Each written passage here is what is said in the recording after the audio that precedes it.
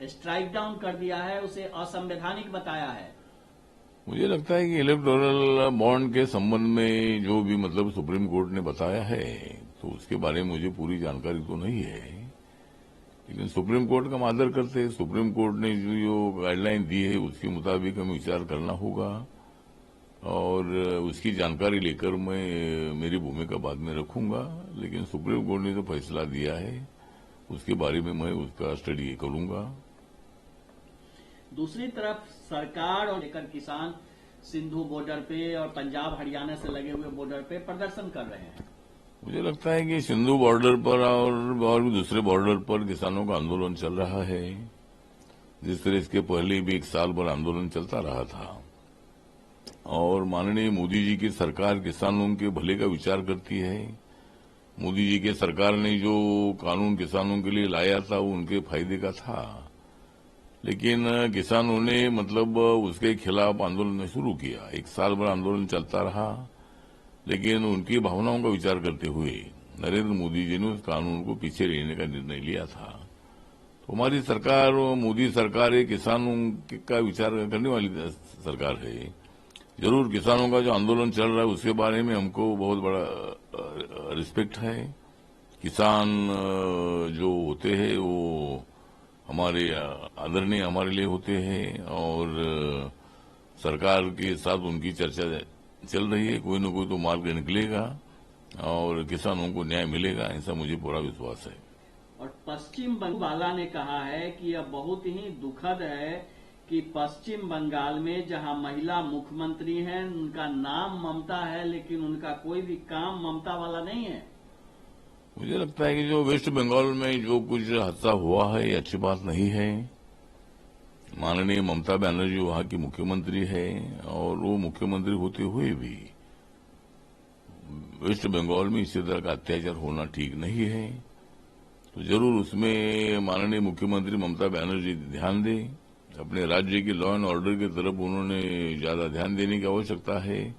इसी तरह का दोबारा हादसा ना हो उसके लिए उन्होंने कोशिश करनी चाहिए और जो हादसा हुआ है उसके लिए जो भी जिम्मेदार लोग हैं उनके ऊपर कड़ी से कड़ी कार्रवाई होनी चाहिए, ऐसा मुझे लगता है। दूसरी तरफ सोनिया की हेल्थ उनका ठीक नहीं रहता है, राज्यसभा से आए।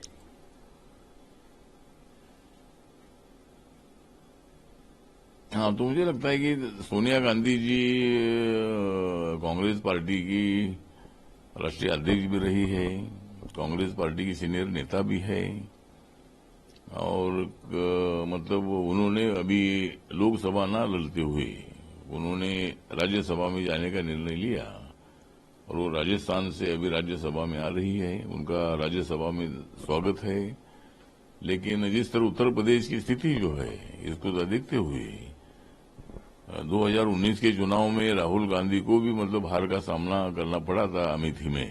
अभी रायबरेली से माननीय सोनिया गांधी जी वहां से मेंबर ऑफ पार्लियामेंट थी, लेकिन वहां बीजेपी की इतनी ताकत बढ़ गई है कि वहां से चुनकर आना बहुत बड़ा मुश्किल शायद उनको लगता होगा। इसीलिए उन्होंने अपना निर्णय लिया है कि भाई वो लोकसभा नहीं लड़ेगी। तो ठीक बात है, उनका व्यक्तिगत निर्णय है, लेकिन वो राज्यसभा में आ रही है, राज्यसभा में उनका स्वागत है। दूसरी तरफ शिवसेना उद्धव ठाकरे बावन राव घोपाला ने इस्तीफा दे दिया है पार्टी से। कहा जा रहा है कि वो जल्द ही शिंदे गुट को ज्वाइन करेंगे। हाँ, मतलब उद्धव ठाकरे का जो शिवसेना का ग्रुप है उसको मतलब छोड़कर कई 40 एमएलए मतलब एकनाथ शिंदे के नेतृत्व में मतलब उद्धव ठाकरे को छोड़कर आए और असली शिवसेना के रूप में एकनाथ शिंदे जी को मान्यता मिली है। अभी कई नेता जो है, कभी नेता ये चाहते हैं कि भाई हम उद्धव ठाकरे जी के साथ रहने से कोई फायदा नहीं है, या मोदी जी के नेतृत्व में सरकार मजबूत हो रही है, देश का विकास हो रहा है, तो हम लोगों ने मतलब उद्धव जी के साथ रहने से फायदा नहीं, इसीलिए कई नेता लोग एकनाथ शिंदे के ग्रुप में आ रहे हैं। तो ये बहुत अच्छी बात है, जो लोग आ रहे हैं उनका हम स्वागत करते हैं। दूसरी तरफ संजय राउत ने कहा कि अशोक चौहान ने कांग्रेस तो ये अपने पार्टी के लोगों को एकोमोडेट नहीं कर पा रहे हैं। मुझे लगता है कि संजय राउत ने चिंता करने की जरूरी नहीं है। किसको क्या देना है, ये जिम्मेदारी हमारे महायुति की है, एनडीए की है, और माननीय एकनाथ शिंदे जी मुख्यमंत्री है, और उनके पार्टी में कांग्रेस पार्टी छोड़कर वहां जो मिलिंद देवरा जो आए थे, लेकिन वो सीट पर शायद बीजेपी अपना कैंडिडेट खड़ा करना चाहती है दक्षिण मुंबई से, इसीलिए मतलब उनको अकोमोडेट करना जरूरी था।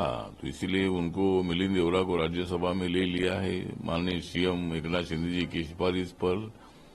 और माननीय अशोक चौहान जी कांग्रेस पार्टी में 2 बार मुख्यमंत्री रहे, और वो भी मतलब मैं कल उनको मिला, उनका मैंने स्वागत भी किया उनके ऑफिस में जाकर, और उनका निर्णय सही निर्णय, सही वक्त पर सही निर्णय, ऐसा मैंने बोला है।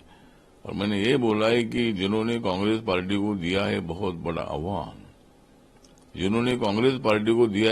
आह्वान, उनका नाम है अशोक चौहान। तो अशोक चौहान जी ने जो बहुत बड़ा डेयरिंग करके मतलब कांग्रेस पार्टी छोड़ी है, और कल जो मेरी बात उनके साथ 15-20 मिनट हुई, उसमें उन्होंने ये बताया कि देश के विकास के लिए, राज्य के विकास के लिए मैंने ये निर्णय लिया है। कांग्रेस पार्टी के खिलाफ तो मैं ज्यादा नहीं बोलूंगा, लेकिन मैं कांग्रेस पार्टी बढ़ाने के लिए मैंने भी काम किया है, और अभी मुझे लगा कि भाई देश के विकास में मोदी जी बहुत तेजी से आगे बढ़ रहे हैं, उनको साथ देना जरूरी है, और इसीलिए मैंने कांग्रेस पार्टी छोड़कर मैंने बीजेपी ज्वाइन की है, ऐसा उन्होंने मुझे बताया था। तो संजय राउत आरोप करते रहते, वो आरोप करते रहे, हमारा काम हम करते रहेंगे।